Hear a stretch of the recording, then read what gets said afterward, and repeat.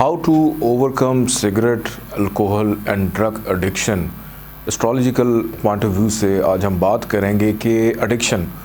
और वो सब कुछ जिसकी आपको लत लग जाए जो आपके जहन और जिस्म के लिए नुकसानदेह हो।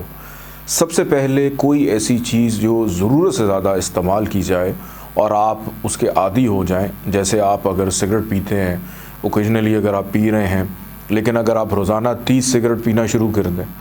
या इसका मतलब है कि आपको उसकी आदत पड़ चुकी है, आप उसके एडिक्ट हो चुके हैं। इसी तरह अगर आप शराब नोशी करते हैं और इतनी ज़्यादा करें कि उसके बगैर आपको नींद ही ना आए, तो ये भी एक अलार्मिंग सिचुएशन है। और इसी तरह सबसे ख़तरनाक और नुकसानदेह चीज़ कि ड्रग एडिक्शन, कि ऐसी चीज़ जो आपके जहन को माउफ कर दे और जो किसी की भी समझ या जहन से बाहर हो जाए, यानी मेरी भी समझ से ये बाहर है कि कोई ऐसी चीज़ जो आपके जहन को मफलूज कर दे, तो फिर इस चीज़ का इस्तेमाल किया कि आपके सोचने समझने की सलाहियत चली जाए और फिर इसका कोई मतलब भी ना हो। खैर, हम वापस अपने टॉपिक की तरफ आते हैं कि एडिक्शन को हम देखते हैं किसी भी जायचे में। आप उसके छठे, आठवें और 12वें घर से आप इसको देखते हैं कि जायचे का छठा, आठवां घर जो है ये रिप्रेजेंट करता है एडिक्शन को। अगर मेलेफिक प्लैनेट्स प्लेस्ड होंगे जायचे के छठे, आठवें और 12वें घर के अंदर, फॉर एग्ज़ाम्पल कि सैटर्न राहु के साथ अगर जायचे के छठे घर में हो, यानी सैटर्न जो है वो जायचे के छठे घर में राहु के साथ बैठा हो, तो यहाँ पर साइन हो वर्गो का या स्कॉर्पियो का, तो फिर चांसेस होते हैं कि आपको एडिक्शन हो सकती है इस तरह के स्टफ़ की। और अगर इसी तरह सिर्फ राहु अगर आकर प्लेस्ड हो जाए जायचे के छठे घर के अंदर, और यहाँ पर भी अगर हम देखें कि ये हाउस हो वर्गो का या ये हाउस हो जमनाई का, तो फिर आप सिगरेट है, शराब नोशी है या ड्रग्स हैं, पता नहीं किस किस्म की चीज़ों की एडिक्शन आपको हो सकती है। इसी तरह अगर केतु आकर बैठ जाए जायचे के छठे घर में, और ये घर भी कि छठे घर में केतु आकर बैठ जाए और ये घर भी वर्गो और जमनाई का हो, तो फिर जनाब यहाँ पर भी हम कह सकते हैं कि ऐसे बंदे का जो रुझान है वो होगा इस किस्म की चीज़ों की तरफ। इसी तरह कुछ ऐसी नक्षत्रास भी होती हैं जो एडिक्शन की एनर्जी को कंट्रोल करती हैं। जैसे अर्धरा नक्षत्र की हम बात करते हैं जिसका लॉर्ड राहु है, अगर वो छठे घर में और छठे घर में जमनाई भी हो, यानी जमनाई का वो हाउस हो, 6 हाउस, और यहाँ पर ऐसे लोगों को एडिक्शन हो जाती है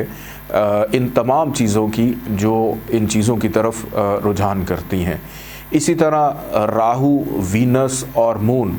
और लगन का मालिक भी अगर जायचे के छठे घर में हो तो आप इस तरफ राग़िब हो सकते हैं।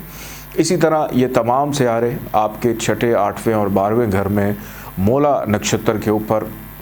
अगर हों, जैसे राहु, केतु और सैटर्न जो है वो मूला नक्षत्र में हो, तो फिर ये भी आपको ड्रग की जो एडिक्शन है वो पैदा कर सकते हैं। तो आखिर कौन सी ऐसी रेमेडी है वो की जाए कि आप एडिक्शन से बाहर आ जाए। सबसे पहली चीज़ कि आपको अपने जायचे में मून को स्ट्रॉन्ग करना है, यानी मून को ताकत देनी होगी, क्योंकि मून कंट्रोलर है आपके माइंड का और इसके साथ साथ आपके इमोशंस का।